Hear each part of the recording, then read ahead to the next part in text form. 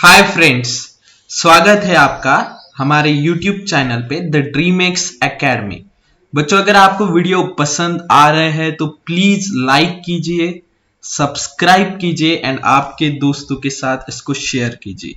तो हम यहाँ पे आज जो कंसेप्ट देखने वाले हैं वो है ट्रूथ टेबल का कंसेप्ट। तो एग्जैक्टली ये ट्रूथ टेबल ड्रॉ कैसे किया जाता है वो आज हमें देखना है। तो हम फर्स्ट देखेंगे, मैंने यहाँ पे देखो ये टेबल यहाँ पे ड्रॉ किया है जिसमें हर एक लॉजिकल कनेक्टिव्स के बारे में मैंने लिखा है। देन उसका सिंबॉलिक फॉर्म क्या है जो हमने लास्ट लेक्चर में देखा था। Then name of compound statement क्या रहेगा।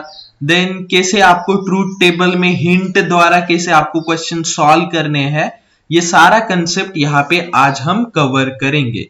तो फर्स्ट हम कनेक्टिव देखेंगे, कंजंक्शन, राइट। तो कंजंक्शन की बात करेंगे बच्चों आज हम। तो मैं यहां पे लिखता हूं first statement, that is conjunction.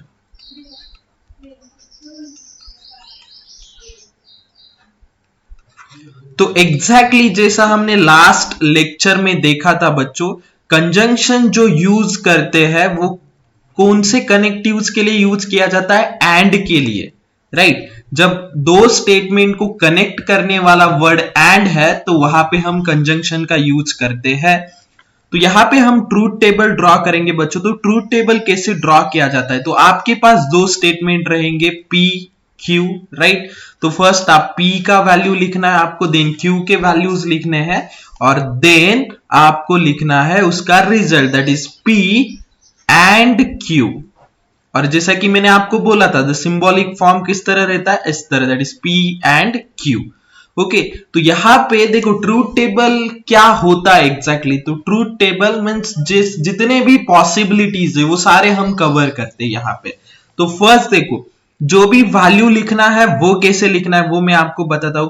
जो P का वैल्यू लिखेंगे वो स्टार्टिंग में दोनों T लिखना है आपको, देन F करके लिखना है, राइट।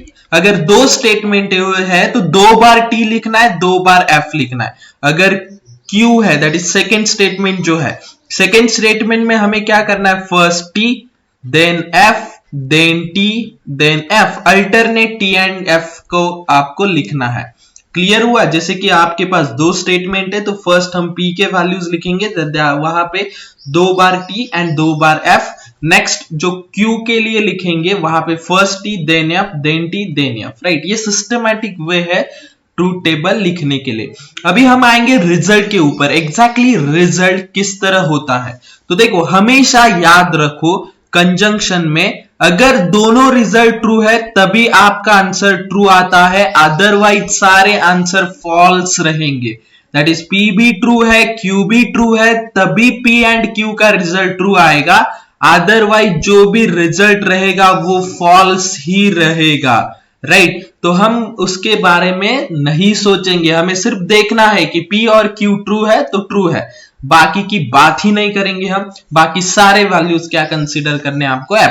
तो ये बन गया बच्चों शॉर्टकट हिंट, राइट। जहां पे T है तो हम रिजल्ट में लिखेंगे ट्रू, राइट। अगर यहां पे कुछ अदर वैल्यूज होते हैं जैसा कि TF, तो TF होगा FT होगा, उसको भी F ही लिखेंगे, FF होगा तो भी उसको F ही लिखा जाएगा।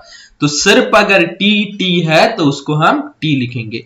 तो इस तरह कंजंक्शन के लिए हमने ट्रूथ टेबल ड्रॉ किया। अभी हम बात करेंगे जो नेक्स्ट कनेक्टिव है उसके बारे में, दैट इज डिसजंक्शन। तो डिसजंक्शन कब यूज किया जाता है बच्चों? जब हम दो स्टेटमेंट और से ज्वाइंट करेंगे तब, राइट। तो यहां पे आपके पास दो स्टेटमेंट है P Q, उसका रिजल्ट किस तरह आएगा, सिंबॉलिक फॉर्म क्या रहता है, P V Q, इस तरह हम रिप्रेजेंट करते हैं। दैट इज इसको रीड कैसे करना है, P और Q, राइट। तो जैसा कि मैंने आपको बोला है रिजल्ट तो सेम ही रखना है आपको P के बारे में, राइट। P के दो वैल्यू ट्रू, दो value F। Next one is Q के बारे में आपको किस तरह लिखना है, first T then F then T then F। तो ये जो रिजल्ट है डिसजंक्शन का रिजल्ट कैसे होता है? तो अगर दोनों वैल्यू फॉल्स है तभी आपका रिजल्ट क्या रहेगा, फॉल्स, अदरवाइज सारे रिजल्ट किस तरह रहेंगे, ट्रू रहेंगे। तो तो यहां पे जो हिंट हम यूज करेंगे वो किस तरह है, अगर दोनों रिजल्ट फॉल्स है तब हम बात करेंगे फॉल्स की, अदरवाइज जो भी रिजल्ट होंगे उसको आपको टी ही लिखना है। दैट इज अगर टी पी का वैल्यू ट्रू है, क्यू का वैल्यू ट्रू है तो भी ट्रू ही आएगा, अगर पी ट्रू है क्यू फॉल्स है तो भी ट्रू लिखेंगे, पी अगर एफ है क्यू अगर टी है तो भी हम ट्रू ही लिखेंगे। तो फॉल्स कब लिखना है, जब दोनों वैल्यूज एफ एफ है तभी हम फॉल्स लिखेंगे। और ये याद भी बहुत अच्छे से रखना है आपको बच्चों, बहुत सिंपल तरीका याद रखने के लिए, कंजंक्शन के लिए टी टी टी, डिसजंक्शन के लिए एफ एफ एफ, राइट। तो ये सीक्वेंस वाइज जा रहे हैं हम। तो नेक्स्ट कनेक्टिव देखेंगे हम बच्चों कंडीशनल। कंडीशनल कब यूज किया जाता है, जब इफ देन का यूज होता है, जब दोनों स्टेटमेंट को इफ देन से हम ज्वाइन करेंगे तब कंडीशनल की बात करेंगे। और इसका जो सिंबॉलिक फॉर्म है वो कुछ इस तरह, that is P one sided arrow Q, right. और इसका जो ट्रूथ टेबल है वो कैसे बनाना है, तो ये भी बहुत सिंपल है। टी का वैल्यू फर्स्ट, पी का वैल्यू दोनों टी एंड दो एफ, नेक्स्ट क्यू का वैल्यू कैसे लेंगे हम, टी एफ। तो इसमें तो कुछ भी मतलब इस तरह नया हम नहीं कर रहे हैं। तो यहां पे रिजल्ट कैसे दिखाते हैं हम, तो अगर P ट्रू है Q फॉल्स है तो ही हम फॉल्स लिखेंगे, अदरवाइज सारे रिजल्ट को आपको ट्रू ही दिखाना है, ट्रू ही शो करना है। दैट इज सीक्वेंस भी इस तरह ही होना चाहिए बच्चों। अगर first one that is true है, सेकेंड वन फॉल्स है, तो ट्रू फॉल्स क्या होता है, फॉल्स होता है। ट्रू फॉल्स क्या होगा, फॉल्स। अदरवाइज सारे रिजल्ट कैसे रहेंगे, टी ही रहेंगे।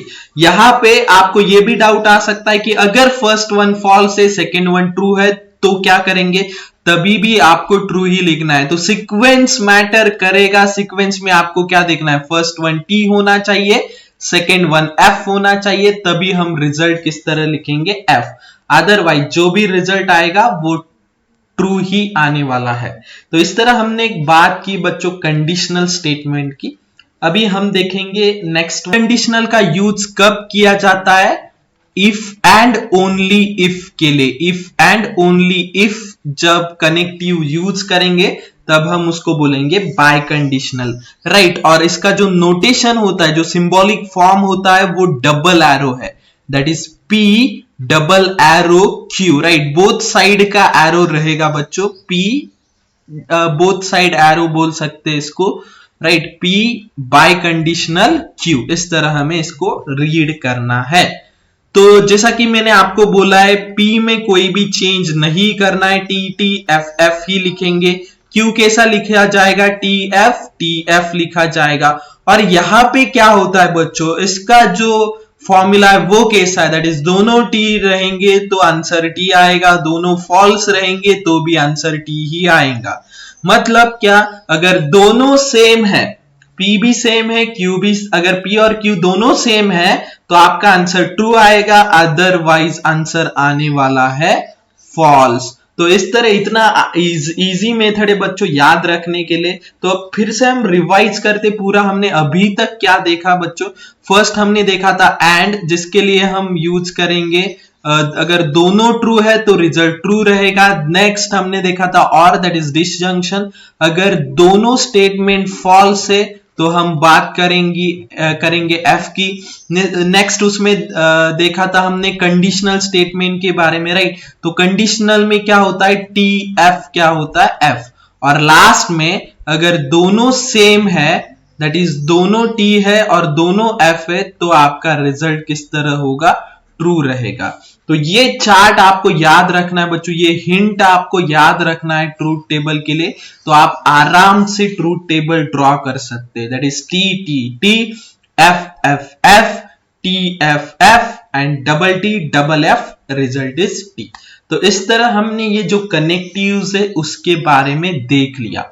अभी हमें लास्ट देखना है कि निगेशन कैसे हम फाइंड आउट करते हैं, निगेशन क्या होता है।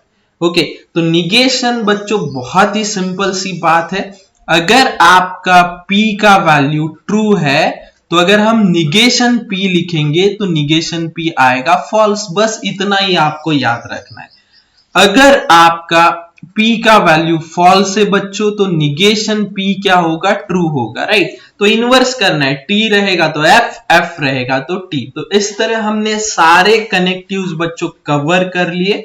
अभी हम आते हैं कुछ एग्जाम्पल देखेंगे कि कैसे ट्रूथ टेबल ड्रॉ किया जाता है।